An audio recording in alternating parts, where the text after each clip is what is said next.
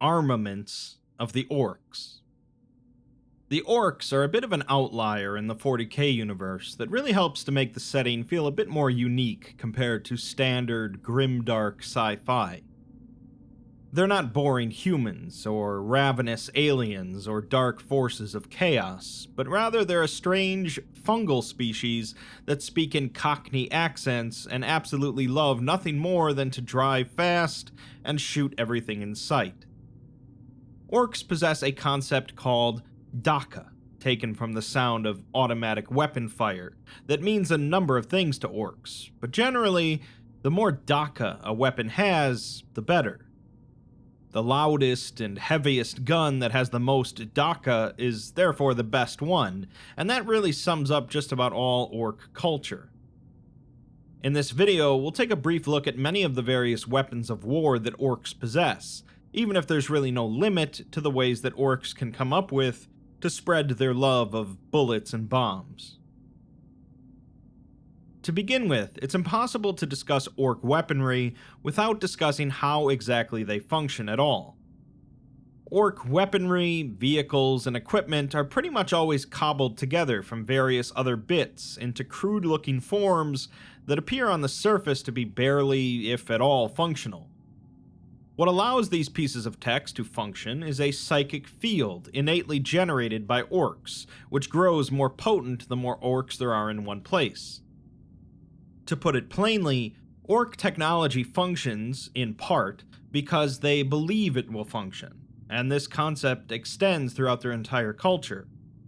Because they believe that red things go faster than other things, they often will paint their vehicles red, making them actually go faster. In combination with this, orc equipment isn't mass-produced in factories the same way it is for more civilized factions, and an orc will often customize their weapon in extensive ways, so no two orc guns will ever look identical. What we're left with then is a series of categories more than specific weapon types, but any given weapon in each category will serve somewhat of the same purpose as another. Let's start with orc melee weapons, a quite broad category generally known as choppas, or big choppas if it's a larger version requiring both hands to wield. Choppas consist of smaller and larger swords, daggers, and axes, although really most of them are little more than sharpened pieces of scrap metal roughly shaped into a more traditional form of weapon. Some advanced versions, however, can resemble crude forms of the Imperial chainsword, with large, whirring, jagged teeth, known as chain choppas. These weapons are more effective, provided that they are still functioning and the orc remembers to turn the mechanism on, but orcs aren't always the best when it comes to maintenance. Since chain choppas will often utilize teeth made from an orc's own teeth, they're especially vulnerable to being broken in battle. While they're undoubtedly extremely effective when functioning properly, most orcs settle for a good old-fashioned choppa instead. Big choppas are tremendously heavy and unsubtle weapons, ranging from large great axes to giant clubs, and are often wielded by orc knobs and war bosses. War bosses will also occasionally wield power claws, similar to an imperial power fist, consisting of an armored, powered gauntlet sheathed in energy and capable of effortlessly ripping through armor and flesh. Orcs in possession of one will often amputate their own arm to replace it with a power claw, but they are also found on orc mega armor, their heaviest variety of armor. Moving on, we have one of the most common categories of orc projectile weapons, the slugga. These generally take the form of a large handgun, generally fed from a hopper or clip, and is designed to fire very large caliber bullets with dangerously large powder charges.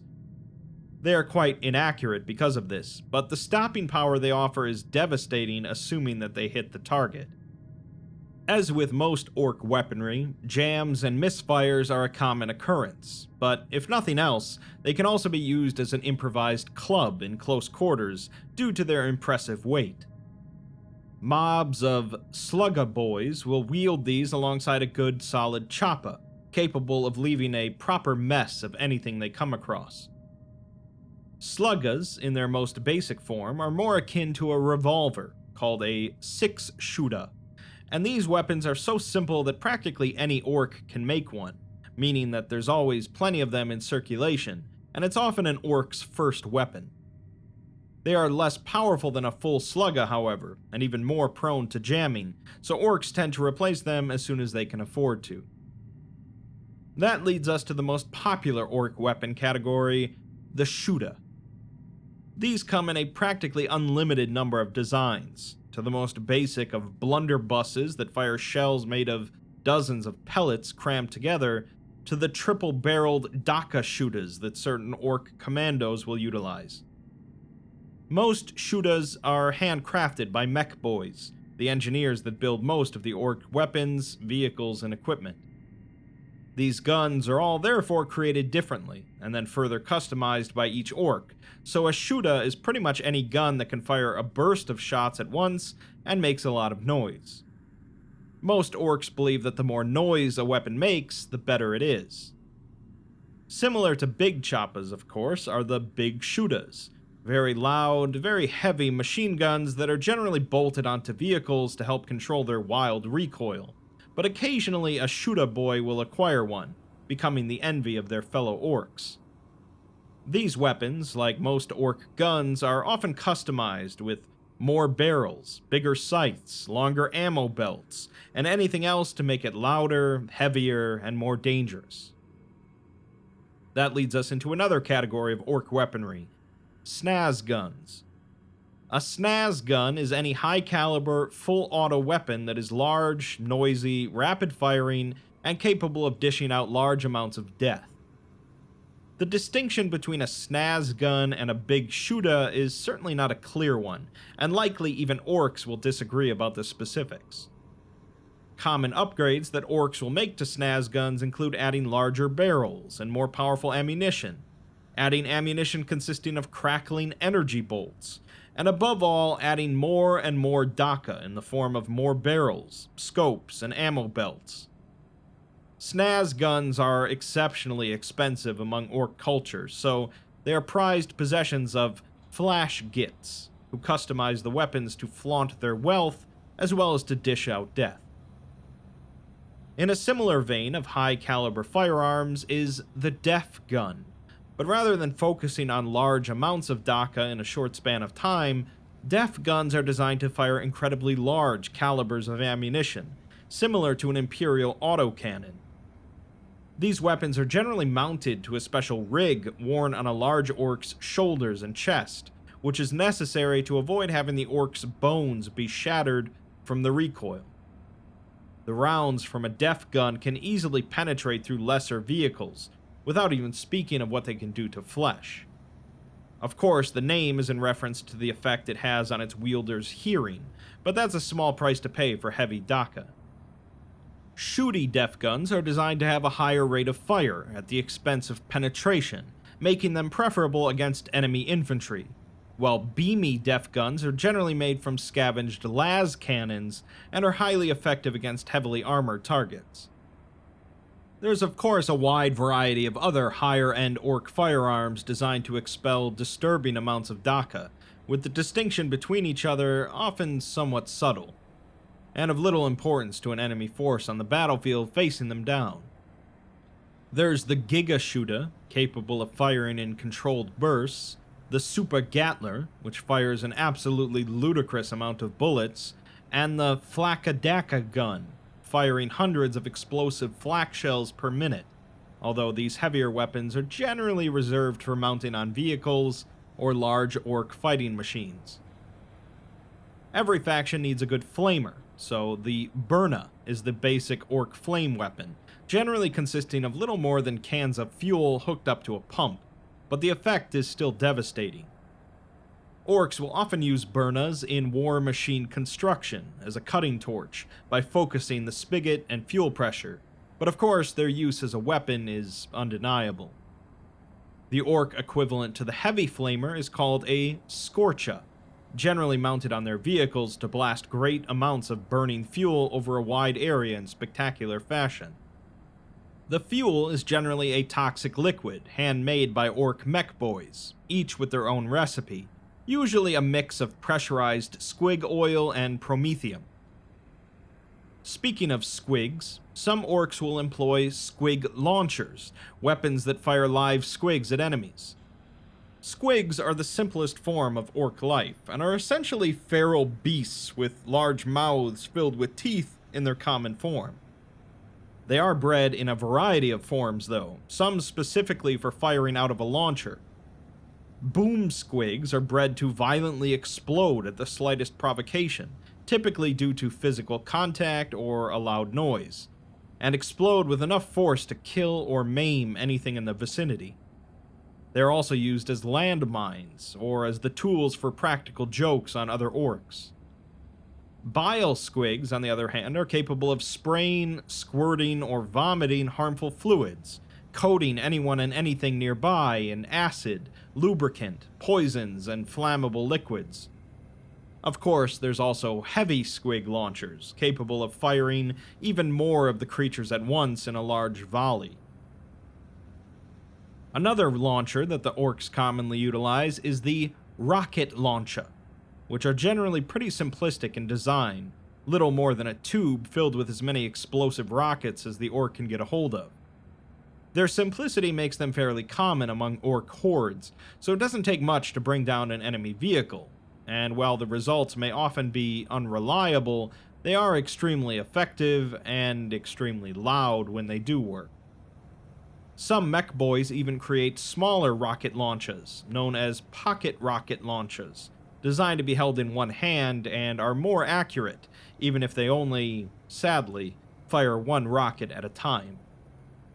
Rocket launchers and scorches are often combined with Shootas to make special combi weapons, generally wielded by the higher-ups in orc hierarchies. These are mainly just higher-end Shootas with the secondary capabilities of launching rockets or expelling flames.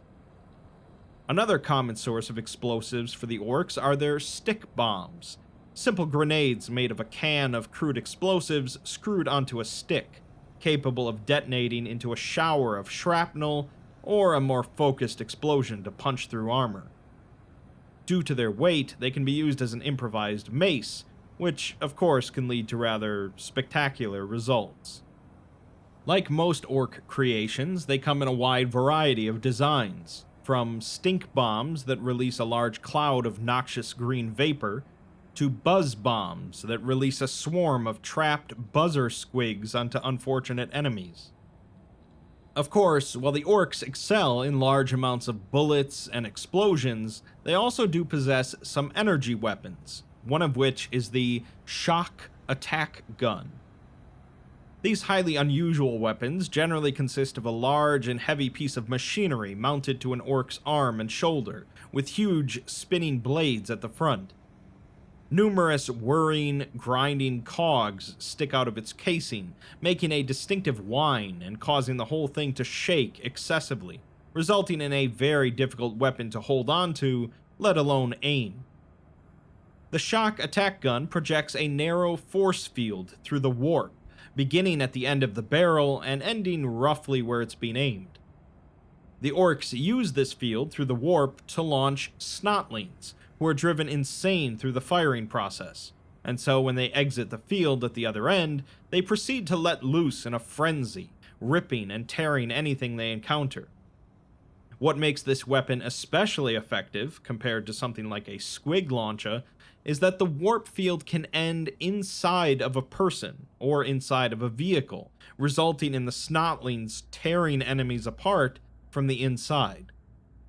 Additionally, it's fairly common for the gun to fail in spectacular ways, such as exploding into a crackling orb of unreality, opening a hole into the warp itself, unleashing a cloud of sentient demonic ichor, or just spinning out of control as it spews a spray of exploding snotlings around the wielder.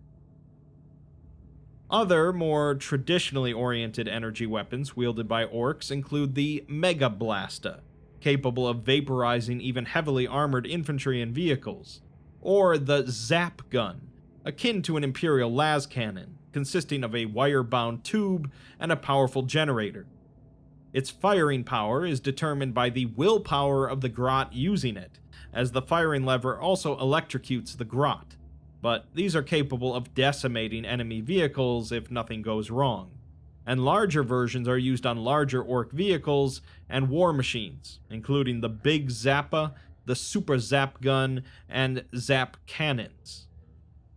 Another fun orc energy weapon is the Smash-A-Gun, which functions by trapping a target in a localized force field, and then hoisting them aloft before dropping them back down to the ground, meaning that the larger the target, the more effective it is, especially things such as enemy tanks. They also have the Bubble Chukka, derived from force field technology, but rather than using it for defensive purposes like most factions would, the orcs use it for offense. It fires unstable force bubbles at an enemy, which explode on impact, and although the force of the bubble's explosion is variable, it has the potential for extreme damage. As for artillery, one of the most basic but effective is the Laba, which simply fires high explosive shells in an arc through the air, akin to a mortar, and is used to attack squads of enemy infantry over obstacles. As is traditional for orc naming schemes, the Big Laba is bigger and better, reserved for mounting on larger vehicles, and the Super Laba is even bigger and better, reserved for the largest of orc war machines. There's also the Cannon, which is, as expected, a big cannon, capable of firing frag rounds for blasting apart groups of enemy infantry, and solid shells for punching through armor. Kill cannons are the larger variant, producing a deafening amount of noise to the thrill of nearby orcs, and super cannons are even larger, the orc version of the Imperial Earthshaker cannon.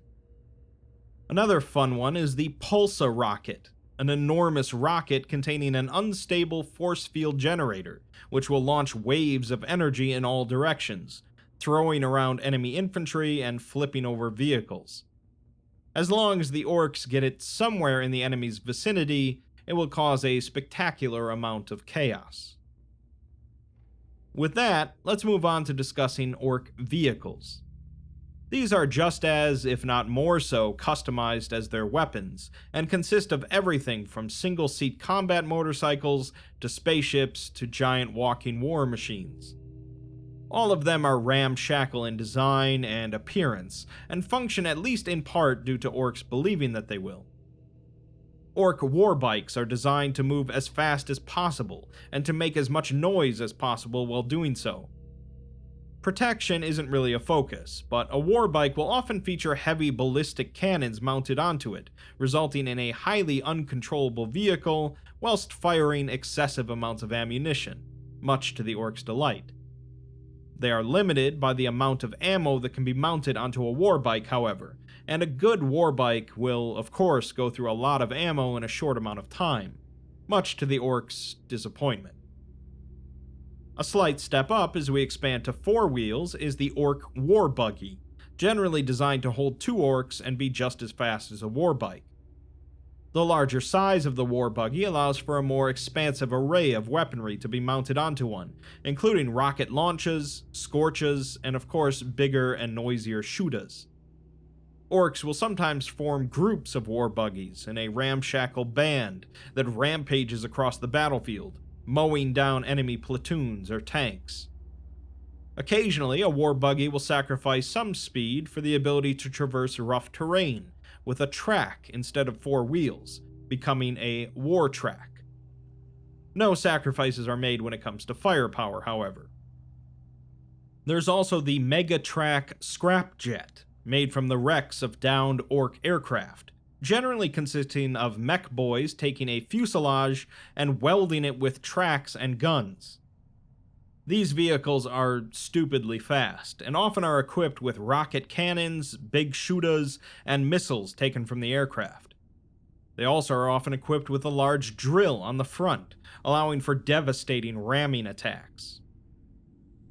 Moving on to larger vehicles, we have the War Truck, usually designed to transport groups of orcs across a battlefield at dangerous speeds. They are built for speed, with very little armor plating, and will be crammed with as many orcs as it can carry without some falling off, if even that. That being said, no Ork vehicle would be complete without at least a little Daka, so they're usually armed with big Shootas on the front, as well as some spikes or even a big wrecking ball. The Ork battle wagon is the bigger, better version of a transport vehicle, designed to carry a mob of Orks while being equipped with cannons, zap guns, labas, big Shootas, rocket launches, and stick bomb chuckas. They're not especially fast, but are quite well armored, and are often utilized by knobs and war bosses to take them straight into the midst of a battle. Gun wagons sacrifice even more of their transport capabilities for more firepower, becoming essentially just armor-plated mobile gun platforms. Another similar vehicle is the Big Track, essentially just a tank that's covered in very large, noisy, and dangerous weapons, up to and including super cannons and flakadaka guns. Going even larger, we have Ork super heavy tanks, in the form of vehicles like Kill Blastas, Kill Burstas, Kill Crushas, and Battle Fortresses. All of these are heavily armored and heavily armed, often with very large and temperamental engines. The Kill Blasta will be armed with many guns with many barrels, firing gobs of bullets every second. The Kill Bursta will contain a massive cannon designed for busting bunkers and other fortifications. And the Kill Crusha wields a Crusha cannon, a heavy-bore, high-velocity gun capable of firing a variety of shells, including explosive rounds, armor-piercing shells, shrapnel charges, and incendiary rounds. Battle Fortresses are the larger and more impressive version of battle wagons, utilized by wealthy war bosses, covered in armor and heavy cannons, energy weapons, and explosive launchers. Some of them will be designed more for speed, others equipped with a massive death rolla for plowing through enemy infantry, and still others will focus on a sheer amount of rocket warheads. But either way, these are generally the most impressive land vehicles Orks will possess. As for air vehicles, the most common is the Defkopta, a single-seat attack craft comprising a simple frame mounted to jet-assisted rotor blades.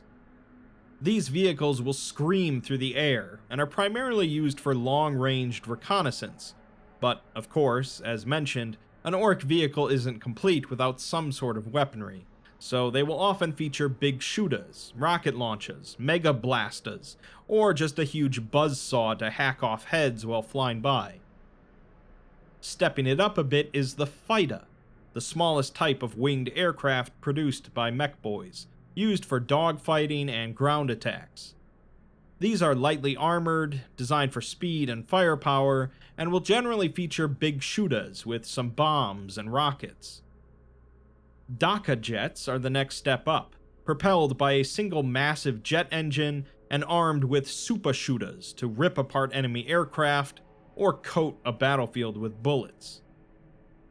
Similar to the battle wagon, the Landa is an aerial transport vehicle equipped with numerous gun turrets and rockets to allow Orks to lay down an impressive rain of firepower while supporting disembarking troops. The Orks also possess a number of different bombers, including the Burna bomber, the Blitza bomber, and the Heavy bomber.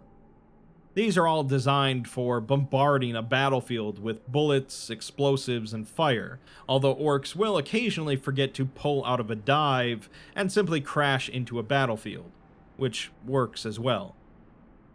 Mega bombers are the largest and most impressive of Ork aircraft, with it being a miracle that they fly at all, veritably covered in armor and weaponry, including the absolutely devastating mega bombs. Finally, let's discuss Ork walkers and super heavy walkers, their equivalents to Imperial Knights and Titans. One of the smallest Ork combat walkers are the Kilakans, a simple design consisting of a large metal can mounted onto two piston-powered legs, generally equipped with a single heavy weapon and a heavy saw or pincer.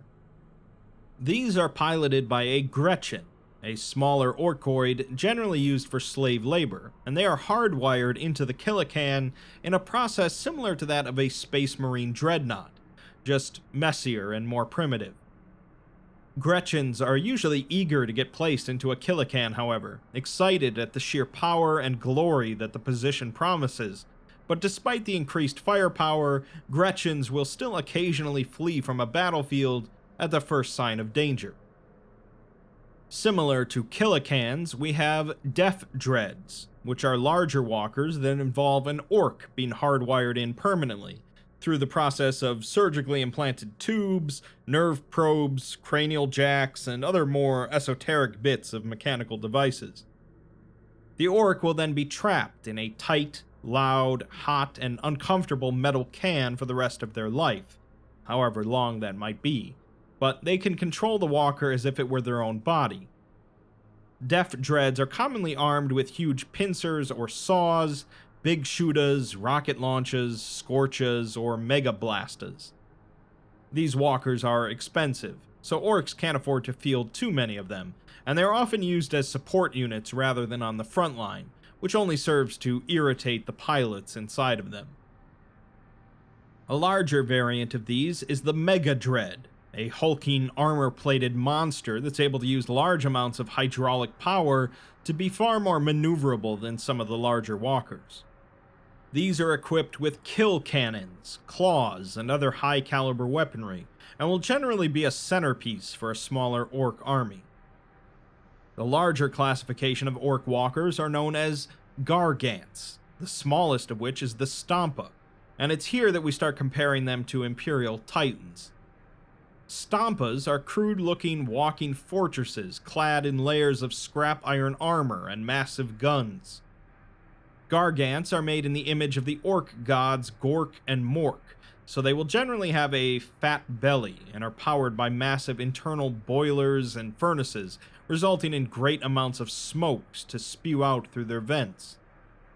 Their main weapons usually consist of a humongous mega choppa on one arm and a mass of artillery on the other, usually a def cannon. They'll also sport a belly-mounted super gatler, along with loads of other weaponry such as super rockets, lifta-droppas, scorches, crusher balls, and of course plenty of big Shootas. Super Stampas are of course the next step up, and include super guns and death cannons, able to threaten even larger Imperial Titans. After that, we get into full-sized Gargants, equipped with gut-buster mega cannons, ripper fists, super lifta-droppas, splasha attack guns, super guns, and mega choppas. A standard Gargant of this range is around 4 stories tall, featuring a whole team of orcs and Gretchens shouting orders, firing copious amounts of bullets, and repairing things as they go. Great Gargants are even bigger and rarer, featuring double the amount of super guns and artillery pieces. And finally, Mega Gargants are the greatest pieces of orc engineering, rivaling the size of Imperator Titans and completely covered in weapons of mass destruction. There's no real limit to the scale of these monstrosities of orc warfare, as during the War of the Beast, a Mega Gargant the size of a city was found, with legions of Stampas held in its hangars. Obviously, these are very rare, not only due to the sheer material cost of building a Mega Gargant, but also due to requiring the most brilliant of mech boys to engineer it. Orcs are a comical part of a universe that's often serious and sometimes comical itself, especially when considering how crazy the warfare can get. A faction such as the Orks, with their lack of intelligence and civilization, shouldn't really be able to threaten a faction like the Imperium, or the Tau, or the Eldar on an interstellar scale, and yet they do. Of course, while it's comical to look at the Orks from an outside perspective, with their wanton violence and humorous speech, it would no doubt be pretty terrifying to actually face down an Orc army, every member armed to the teeth with crude but incredibly dangerous weaponry. There's not much need for sophistication, finesse, or technical know-how when you can always just add more DACA.